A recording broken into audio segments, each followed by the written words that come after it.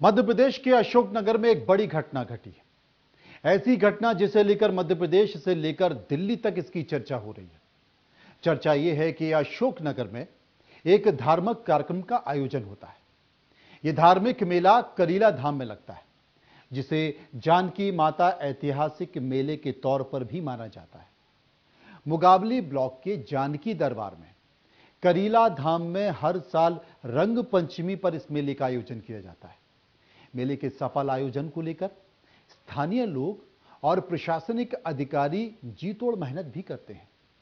यह मेला क्यों आयोजित किया जाता है, पहले मैं आपको बता दूं। असल में धार्मिक मान्यता है कि करीला धाम के बारे में ऐसा कहा जाता है कि भगवान राम ने माता सीता का परित्याग किया, तब भाई लक्ष्मण माता सीता को इसी करीला धाम में वाल्मीकि आश्रम में छोड़कर चले गए।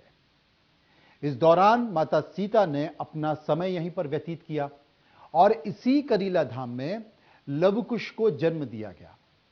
यहां खुशी के मौके पर स्वर्ग से अप्सराएं उतरकर आईं और उन्होंने बधाई नृत्य किया।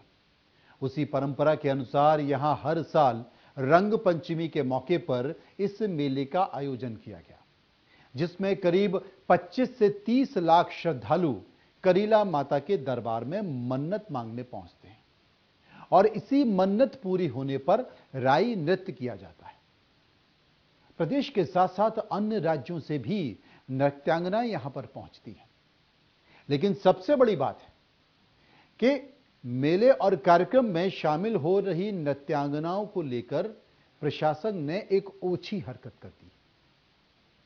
ओछी हरकत यह की है कि कार्यक्रम में शामिल होने वाली सभी नृत्यांगनाओं का एचआईवी टेस्ट कराया गया है। यानी कि इसे धार्मिक कार्यक्रम में शामिल होने वाली महिलाओं के चरित्र को लेकर प्रशासन संदिग्ध नजर आ रहा है। यह मामला बड़ा हुआ और बात अशोकनगर से भोपाल राजधानी पहुंची और उसके बाद देश की राष्ट्रीय राजधानी महिला आयोग तक पहुंच गई। राष्ट्रीय महिला आयोग ने कलेक्टर को नोटिस भी दे दिया है। 5 दिन में जवाब मांगा है। अब जब कलेक्टर को नोटिस दिया गया तो इस पूरे मामले को कैसे रफा दफा करने की कोशिश की जा रही है, कैसे प्रशासन झूठ बोल रहा है, इसको लेकर एक विज्ञप्ति भी जारी की गई है और इस पूरे मामले को खारिज कर दिया गया है। इस बात का खंडन कर दिया गया है कि ऐसा कोई एचआईवी पॉजिटिव टेस्ट कराया ही नहीं गया और यह प्रेस विज्ञप्ति जारी की है अशोकनगर की कलेक्टर श्रीमती आर उमा महेश्वरी के द्वारा, जो खुद एक महिला है। मैं आपको पूरी एक बार विज्ञप्ति पढ़कर सुना देता हूं कि क्या विज्ञप्ति जारी की गई, कराई गई कलेक्टर महोदय के द्वारा, पीआरओ के द्वारा। करीला धाम के वार्षिक मेले में माता जानकी मंदिर में राई नृत्य करने वाली नृत्यांगनाओं का एचआईवी टेस्ट समाचार के संबंध में मुख्य चिकित्सा एवं स्वास्थ्य अधिकारी डॉक्टर नीरज छारी ने वस्तु स्थिति के संबंध में जानकारी दी। उन्होंने हमें बताया कि मां जानकी करीला धाम ग्राम पंचायत जसैया में चारों ओर से आने वाले श्रद्धालुओं के लिए अस्थायी अस्पताल स्थापित किया गया है। इस अस्पताल में बीमार एवं घायल श्रद्धालुओं का इलाज किया जा रहा है। शनिवार 11 मार्च को कुछ मरीज अस्पताल में दिखाने आए। उन्हें लक्षणों के आधार पर दवा की गोली वितरित की गई। इस अस्थायी अस्पताल में किसी भी तरह की कोई जांच की सुविधा नहीं है और न ही एचआईवी की जांच की गई है। साथ ही करीला धाम में शासन प्रशासन द्वारा एचआईवी टेस्ट से संबंधित कोई भी आदेश नहीं दिया गया। सुन लिया, यह विज्ञप्ति है। अब सीएमएचओ डॉक्टर नीरज छारी क्या कहते हैं, गौर से सुनिए, क्योंकि इन्होंने ही नृत्य के लिए पहुंची महिलाओं का एचआईवी टेस्ट भी कराया और एक और टेस्ट कराया। इसलिए डॉक्टर नीरज छारी की बात सुनिए, मैं आपको सुनाना चाहता हूं। अच्छा, अभी हमने करीब 10 महिलाओं की एचआईवी और हेपेटाइटिस बी की टेस्ट किया है।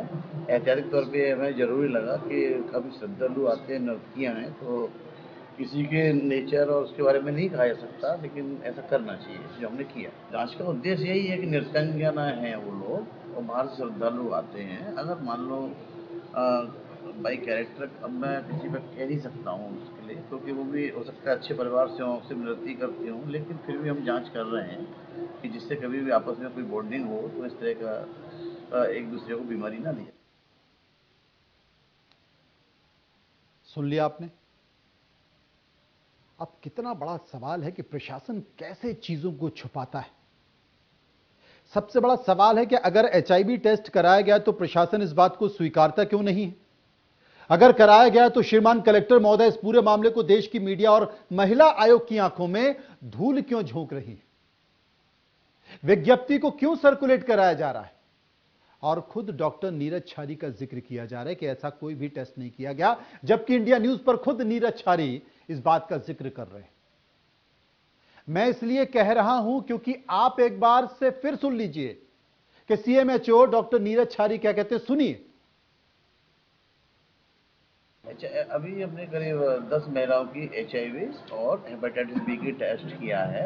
ऐतिहासिक तौर पे हमें ज़रूरी लगा कि काफ़ी श्रद्धालु आते हैं, नर्तकियाँ हैं, तो किसी के नेचर और उसके बारे में नहीं कहा जा सकता, लेकिन ऐसा करना चाहिए जो हमने किया। जांच का उद्देश्य यही है कि नृत्यांगना हैं वो लोग और बाहर से श्रद्धालु आते हैं। अगर मान लो बाई कैरेक्टर अब मैं किसी पर कह नहीं सकता हूँ उसके लिए, क्योंकि वो भी हो सकता है अच्छे परिवार से हों, सिर्फ नृत्य करते हों, लेकिन फिर भी हम जांच कर रहे हैं कि जिससे कभी भी आपस में कोई बॉन्डिंग हो तो इस तरह का एक दूसरे को बीमारी ना लिया।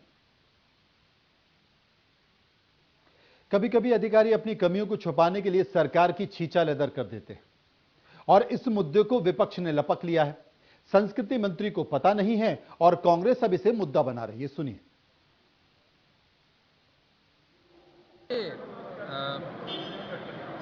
ये एचआईवी पॉजिटिव के टेस्ट तो कभी भी हो सकते हैं, पर करीला मेले में क्यों कराए जा रहे हैं? ये धार्मिक मेला है, बरसों से लग रहा है, और आपको टेस्ट कराना चाहिए तो वैसे ही कराना चाहिए। जहाँ जहाँ ये बसी हुई हैं बेड़िया समाज की महिलाएं, इनका एचआईवी टेस्ट कराइए।